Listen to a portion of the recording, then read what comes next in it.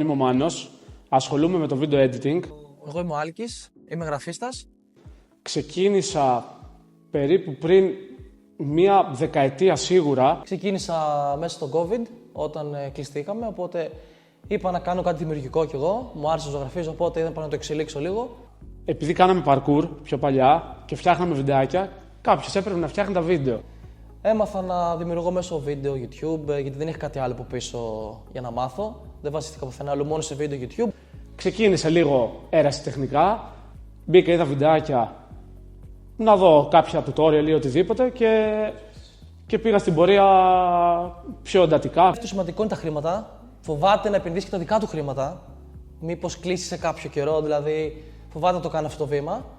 Φοβούνται όλοι να ανοίξουν μια επιχείρηση ή οτιδήποτε λόγω οικονομικών. Δεν έχει κάποια βάση για να δει ποια είναι τα πρώτα του βήματα για να ξεκινήσει, πού να οδέψει, τι να κάνει. Και επίσης οι περισσότεροι δεν στηρίζουν.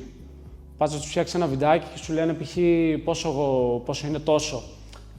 Είσαι πολύ ακριβώς. Θα σκεφτόσαι να ανοίξει μια επιχείρηση? Σίγουρα. Ναι, άνετα. Ναι.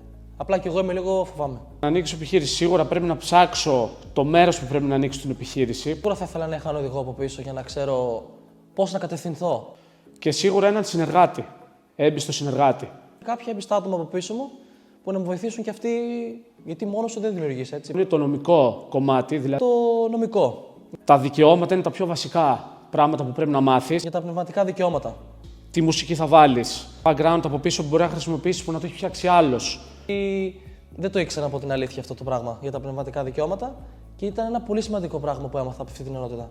Το marketing. Ήταν το marketing. Άμα δεν διαφημίσεις τη δουλειά σου, Την εταιρεία σου. ή ακόμα και εσύ ποιος είσαι, δηλαδή μπορεί να διαφημίσεις και τον εαυτό σου. Είναι το χρηματοοικονομικό. Χρηματοοικονομικό. Σαν αριστέχνης δεν ήξερα να τα διαχειρίζουμε σωστά τα χρήματα. Βοήθησε πάρα πολύ γιατί σου δείχνει στην ουσία πώς μπορείς να διαχειριστείς τα χρήματά σου σωστά και να μην τα πετάξεις κάπου άδικα.